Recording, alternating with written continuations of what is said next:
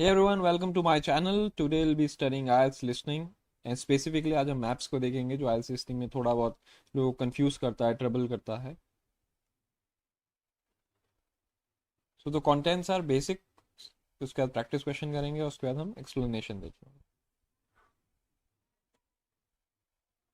So here are some tips for IELTS listening map labeling. तो आपको क्या करना है, सबसे पहले वीडियो को पॉज करना है and take a glance at it.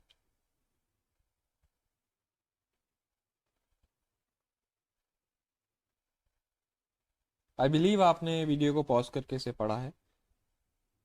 तो सबसे पहले आपको इंस्ट्रक्शंस को केयरफुली पढ़ना है कि उसमें कहना क्या चाह रहा है, वो कितने मैक्सिमम नंबर ऑफ वर्ड्स हैं या नंबर्स हैं. कहीं ऐसे तो नहीं लिखा है कि नो मोर देन 2 वर्ड्स, तो इसका आपको ध्यान रखना है. Secondly, know the vocabulary of location and prepositions कि भाई कि इन फ्रंट ऑफ, बिहाइंड, जो लोकेशन की जो वोकेबलरी है, जो मैं आगे डिस्कस भी करूंगा, आपको शो भी करूंगा, इनसाइड आउटसाइड जो भी लिखा है, आप उसे सही से समझते हैं नहीं समझते हैं.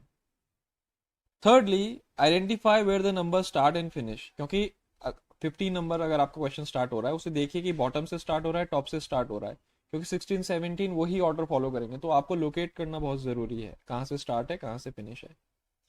Understand the context. सो जो आपका स्पीकर है वो आपको बताएगा कि आप कहाँ पे हैं अभी या कहाँ से स्टार्ट हो रहा है. सो आइडेंटिफाई कीजिए, मैप को एक बार देखिए और वहीं से स्टार्ट कीजिए and follow the talk. Then predict the answers. अगर आप आंसर्स को प्रिडिक्ट कर सकते हैं क्लूज से तो बहुत अच्छी बात है. So that will help you to make sure that answers are correct. Pay particular attention to things close by. For example, आप 15 नंबर के क्वेश्चन को देख रहे हैं, ठीक है, उससे पहले स्टेशन है, तो कॉन्वर्सेशन में जैसे ही स्टेशन आएगा उसके जस्ट बाद फिर वो 15 नंबर के क्वेश्चन के बारे में बात करेगा. तो जैसे ही आप स्टेशन वर्ड सुने, सो बी अलर्ट और उस टाइम जो भी इंफॉर्मेशन आ रही है वो उसके लेबल कर दीजिए. Then pay attention to any other clues in the map. For example, direction की अगर बात करें, नॉर्थ साउथ ईस्ट वेस्ट, ये भी हम डिस्कस करेंगे डायरेक्शन के बारे में. तो अगर कुछ ऐसा लग रहा है कि वो डायरेक्टली आप लोकेट कर सकते हो, तो क्लूज को बहुत अच्छे से आपको क्या करना है, ध्यान में रखना है. Lastly, look at two question at once. ऐसा मत करिए कि आप एक ही क्वेश्चन को फाइंड आउट कर रहे हैं, क्योंकि होगा क्या, 1% अगर आपने मिस कर दिया तो आपको आगे वाले का क्लू भी नहीं पता होगा. तो आपको क्या करना है, दो क्वेश्चंस को साथ में देखिए. अगर आपने 1% मिस कर दिया है तो 16 वाला आके चला ना जाए, तो 16 को भी ध्यान में रखिए, ताकि 16 वाला अगर आपको कोई कीवर्ड मिले तो 16 को तो आप एटलीस्ट मार्क कर दीजिए. तो दो क्वेश्चंस को साथ में देखना है. एक क्वेश्चन के दो देखने में ये रिस्क है कि आपसे वो क्वेश्चन, अगर वो कीवर्ड मिस हो गया, तो ऐसा भी हो सकता है कि 16 वाला भी आपसे मिस हो जाए, और जब तक आप लोकेट करें तो टाइम आप लूज कर जाएं. ठीक है, क्योंकि लिस्टिंग में ऑडियो रिपीट नहीं होगी. So these are the common language of location. ये लोग जो लैंग्वेज है ये मैप लेबलिंग में काम आती है, जैसे at the top, at the bottom, on the left, on the right, left hand side, right hand side. South directions की बात हो रही है, south south, north east west, south east south west, north east north west, to the north, to the south, to the east, to the west, opposite, in front of, behind, in the middle, in the center, above, below, inside, outside, just beyond, a little beyond, just past, next to, alongside, adjoining. सो जितनी भी ये common language of location है, जिससे पता चलता है कि वो चीज़ कहाँ है, कि कहाँ लेबल है, इस जगह से कहाँ जाना है, तो आपको क्या करना है, वीडियो पॉज करके इसको नोट डाउन करना है अपनी कॉपी में. चलिए अब डायरेक्शंस को देखते हैं. North, east, west, south. North और वेस्ट के बीच में नॉर्थ वेस्ट, नॉर्थ और ईस्ट के बीच में नॉर्थ ईस्ट, साउथ और वेस्ट के बीच में साउथ वेस्ट, साउथ और ईस्ट के बीच में साउथ ईस्ट. तो क्या होगा कि काफ़ी बार जो स्पीकर है ऑडियो में, वो आपको लोकेशन देता है to the south east of the city, कुछ भी ऐसे ही वो देगा. तो आप इस डायरेक्शन या इस मैप को याद रख के कि किस डायरेक्शन में मुझे जाना है, तो आप उसे लोकेट कर सकते हैं. So here is a transcript. तो जो ऑडियो में आपके पास डायलॉग्स या ट्रांसक्रिप्ट होती है, वो मैंने आपके लिए यहाँ प्रिंट कर दी, क्योंकि पहले मैं आपको बेसिक कराना चाहता हूँ. ऑडियो से सुनने से पहले आपको स्क्रिप्ट समझनी आनी ज़रूरी है कि भाई आंसर्स कहाँ छुपे होते हैं। तो एक छोटी सी एक्सरसाइज है, ये ताजमहल की बात हो रही है। सो स्टार्ट हो रहा है, we are here at the outer gate. अगर आप देख पाए कि एक नीचे जो नंबर है कॉल के ऊपर एक एरो है, तो वो आउटर गेट है। तो आउटर गेट से जैसे ही आप घुसेंगे पूरा उसमें कॉन्वर्सेशन बता रहा है स्पीकर, तो ये उसी की ट्रांसक्रिप्ट है। तो जैसे ही आप अंदर घुसेंगे आपको 3, 4, 5, 6, 7 को आपने क्या करना है, फाइंड आउट करना है। तो ऑडियो से सुनने से पहले पहले आप जो ऑडियो में कहीं भी बातें हैं वही चीज़ एग्जैक्टली जो वो ट्रांसक्रिप्ट है ऑडियो में या डायलॉग्स हैं वो यहाँ पे लिखे हुए हैं। तो फाइंड आउट कि मेरे 3, 4, 5, 6, 7 क्या हैं। तो सबसे पहले वीडियो को पॉज कीजिए और आंसर को ढूंढिए। सो आई होप आपने आंसर अपने मार्क कर लिए हैं। चलिए मैं आपको एक एक चीज़ करके बताता हूँ। So we are here at the outer gate, तो अभी जो एरो है आउटर गेट पे, and directly in front of us मतलब जस्ट हमारे सामने क्या है, इज द फोर कोर्ट। तो थर्ड क्या है हमारी, फोर कोर्ट। उसके बाद वो बोलता है on the left hand side of the four court you will see a subsidiary tombs and opposite that are the tomb attendants quarters. If you go straight ahead you will come to the great gate. तो अगर हम four court से सीधा चलें तो क्या आ जाएगा, great gate आ जाएगा। तो फोर क्या है हमारा, ग्रेट गेट। उसके बाद आगे चलते हैं।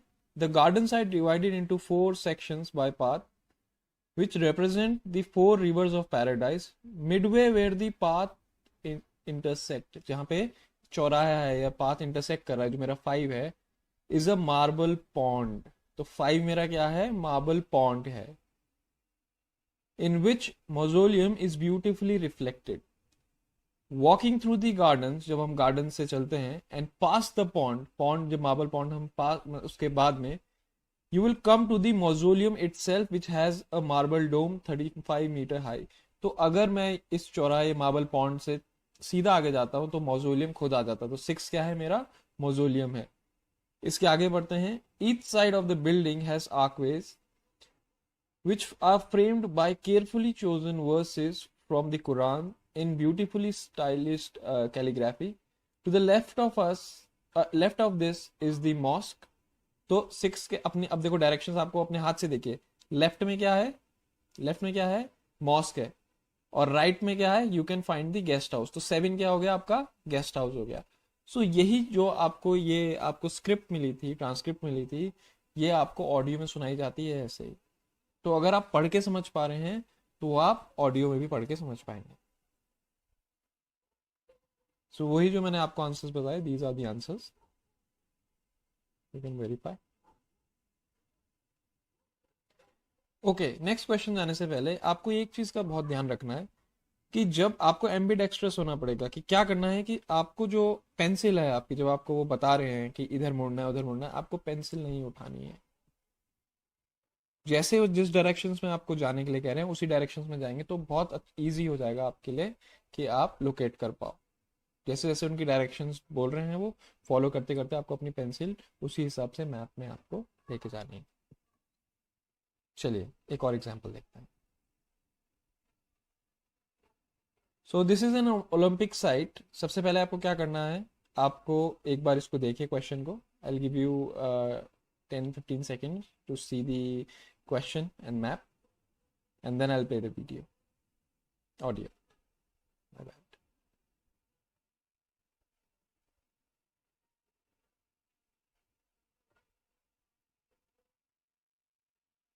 So questions हमारे कहाँ से start हो रहे हैं?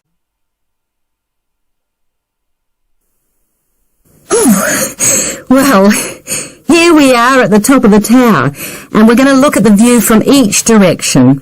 Out to the east, the large buildings about 1 kilometre away are on the Olympic site. There's an indoor arena for gymnastics, a stadium for track and field, and a swimming pool for races and synchronised swimming, and also diving. If you look carefully down there, you can see the train lines. The Olympic site has its own station to encourage the use of public transport. There is also a car park, but it only holds a limited number of cars. The formal park has some specially created water features. If you look out here to the south, you can see a circular ornamental pond. And around to the west, You can relax and sit on a bench to smell the flowers in the rose garden.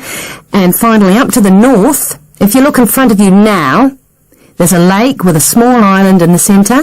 You can hire rowing boats at the boat shed, which you can't see from here. But if you look through the trees, you can see the cafe, which has lovely views across the water. Okay, let's climb down now. We will go now and have a look at the nature reserve section of the park, which has opened up natural wetland to the public.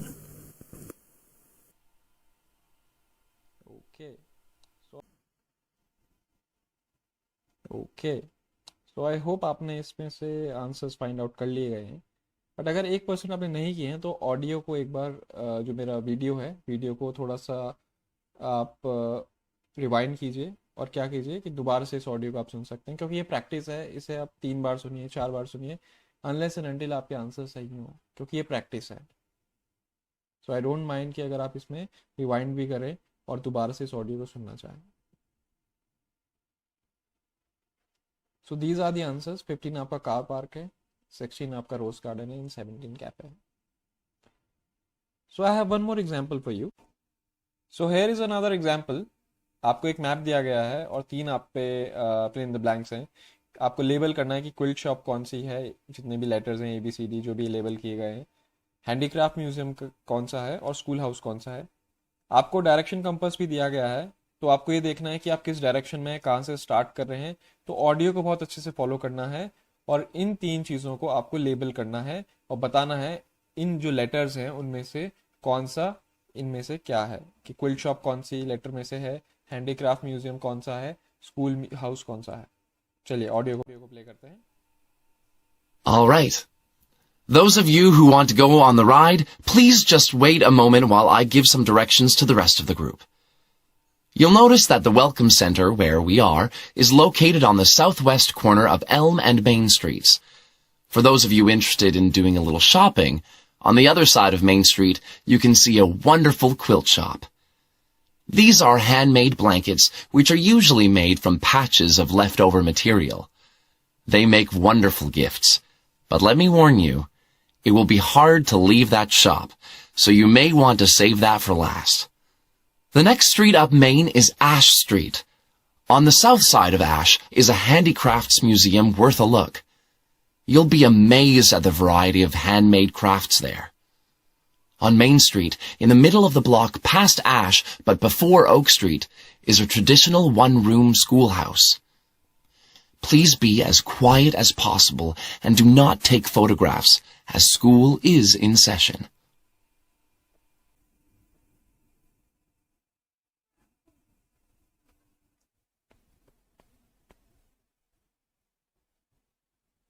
Okay. So I hope आपने अपने answers को क्या किया है, आपने अपने answers को note down कर लिया है. सबसे पहले उसने बताया कि आप कहाँ खड़े हैं. साउथ वेस्ट डायरेक्शन में आप कहाँ खड़े हैं, वेलकम सेंटर पे खड़े हैं. इसमें other side of the main street क्या है, क्विल्ट शॉप है, वो क्या है, मेरा H है. एश स्ट्रीट के डाउन साइड में क्या है, मेरा हैंडीक्राफ्ट म्यूजियम है, वो क्या है, A. और C क्या है, मेरा स्कूल हाउस है, क्योंकि उसने मिडल उसकी बात भी करी थी. सो आंसर्स यही हैं. सो सिंपली आपको कुछ नहीं करना है, आपको डायरेक्शंस आपको पता होना चाहिए, आपको कॉमन लैंग्वेज पता होनी चाहिए मैप में लोकेट करने के लिए. सही से सुनिए, डायरेक्शंस को फॉलो कीजिए, अपने आप को लोकेट कीजिए कि आप कहाँ पे हैं. सो आई एम श्योर कि आप कभी भी इनमें गलती नहीं करेंगे. और हाँ, जो पेंसिल वाली बात है जो मैंने आपको बताया था कि पेंसिल को जहाँ पे आप मार्क करें, जिस तरह से वो स्पीकर आपको नेविगेट कराना चाह रहा है वही पेंसिल की डायरेक्शन आप फॉलो करें. So you will reach the correct location. So thanks for your precious time and have a nice day and stay tuned for the next video. Bye bye.